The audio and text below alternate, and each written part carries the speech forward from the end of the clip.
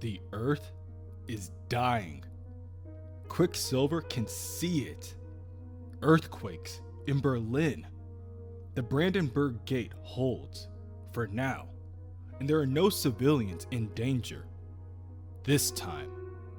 In Portugal, it's a different story. The lightning has already struck as he passes. Nothing he can do but keep running. Halfway across the Atlantic, he finds Namor, the submariner. He doesn't say hello. But as Quicksilver reaches the East Coast, he looks up for a picosecond to see the sky unravel above him. Whatever kept the Earth stable here at the far edge of creation, it's failing, dying. Earth is dying because there aren't enough of them to save it. And only Quicksilver knows why. He can see it, the beacon. Whatever it is, whoever created it, it's keeping chosen heroes frozen in some kind of stasis. Villains too, it seems. Quicksilver knows he must find a way to destroy it and set them free. In Yokohama, Japan, the waves come crashing in. In Greymouth, New Zealand, lightning splits the crust of the earth. In Rio de Janeiro, Brazil, water rises to the mountaintops. In Manhattan, New York, the Challenger touches down.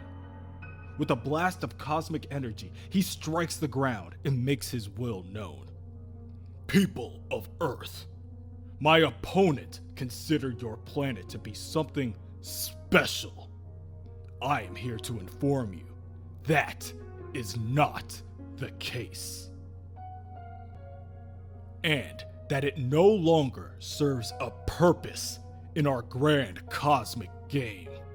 Still, before I reduce this orb to a cloud of carbon atoms, I admit I ache to enjoy some recognition for my long-awaited victory. Yours will have to do. Sing my praises and applaud my triumph for the rest of your natural lives. I give you 5 minutes, and if you want a name to pray to, you can call me Grandmaster Prime. Within the Avengers auxiliary base, the Avengers have become fully aware of the Challenger's presence on top of the Avengers mansion. So, he's the one making the planet crumble around us, Sunspot asks. Voyager corrects him, saying, "Even an elder couldn't break a world, Roberto. Not alone. But he could on Father's satellite. There's a machine. It maintains the energy envelope, keeping Earth at the correct rotation and temperature. If it were damaged, Earth could tear itself apart." Roberto responds, "It won't leave many to deal with the Challenger, but we have to get a team up there. We'll need a mix of science and raw power, which probably means bringing..." At that moment, the Hulk blasts through the roof of the auxiliary base. All the Avengers look at one another to try to find the source of the commotion, and Jarvis explains, "Dr. Banner, he overheard you, I'm afraid, about the Challenger's current location, and he became rather violently upset." At the mansion, the Challenger looks at the destroyed pieces of the Avengers statues. He picks up the broken head of the Hulk and examines it. They built a statue to that disobedient monster. Madness. I'll be doing these primitives a favor. At that moment, the Jade Giant slams down onto the Challenger, breaking the ground beneath him. Again and again, the Hulk punches the Elder of the Universe, hoping to put an end to this game once and for all. "You," Hulk spits. "You woke me up, brought me back to life. You didn't leave me alone. You should have left me alone!" The Hulk's onslaught does not stop. Each blow draws more and more blood from the challenger. Even he is surprised by the Hulk's strength. "You hurt me," he says, bewildered. "You actually hurt me. How dare you!" The challenger backhands the Hulk with all his strength, and the attack sends the Hulk rocketing into orbit. The Hulk breaks the atmosphere and passes the Grandmaster's satellite in an instant and continues to fly through space. But somehow, this does not faze the Hulk. He just chuckles to himself. "Hurt you."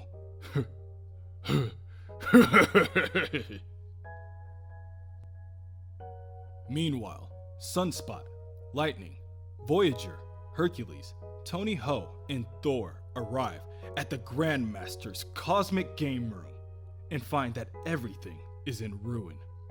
"This whole place is in rubble," Lightning points out. "What happened here?" Hercules looks around at the debris and sees a lone machine bursting with energy. "If I am any judge, Lightning, 'twas the rampage of a maddened god. I know the signs. And yon machine whirls and screams as if maddened itself." Voyager tells the others, "The world engine itself is almost indestructible, but the machines feeding it data and power have been smashed. It'll spin further out of control until it uses up all its energy. Then it'll die. And so will Earth." "So, how do we keep the lights on?" asks Sunspot. "That part's relatively easy. We can charge the induction vent with electrical energy. A few 100,000 gigawatts worth should do it. But the wheel, it's linked to the planet's rotation. So we need to hold it steady. But the strength it would take to hold up the world." Hercules steps forward and interrupts Voyager. "It would be Herculean, a task for a god." "More than one god," Voyager tells him. "Even you can't do it alone, Hercules. And Thor's required elsewhere." Tony Ho sighs at the team's bad luck. Of course, this would be a job for the Hulk, but they're all out of Hulks at the moment. At this comment, Roberto scoffs and begins to loosen his tie.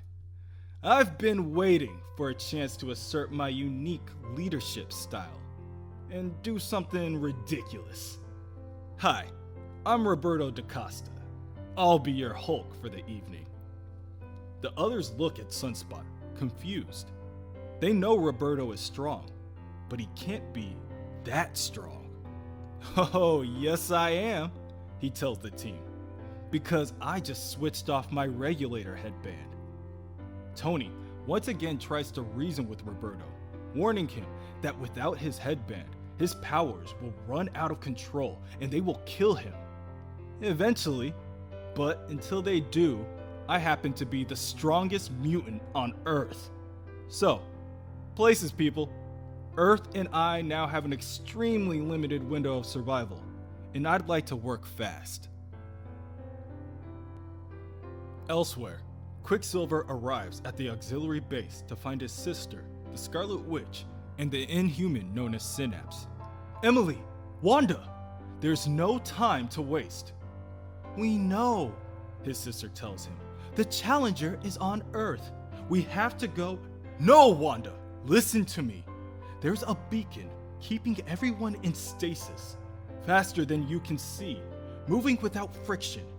I chased it across the world, but even I cannot catch it. Not on my own." "Brother, even if I could use my magic to help, there's no guarantee you could stop it. you could end up frozen again. Or we're stretched thin, and the world crumbles before our eyes. If this could bring us more allies to turn the tide, we must try. Wanda tells her brother that there must be another way, but he insists that there is no time to search. They must act now. I don't know what will happen if you move beyond the limit of your power. I'll worry about that.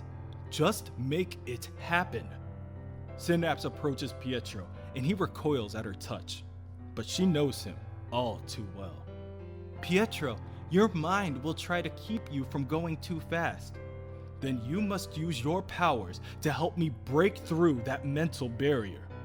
Even if it hurts you, even if it kills me.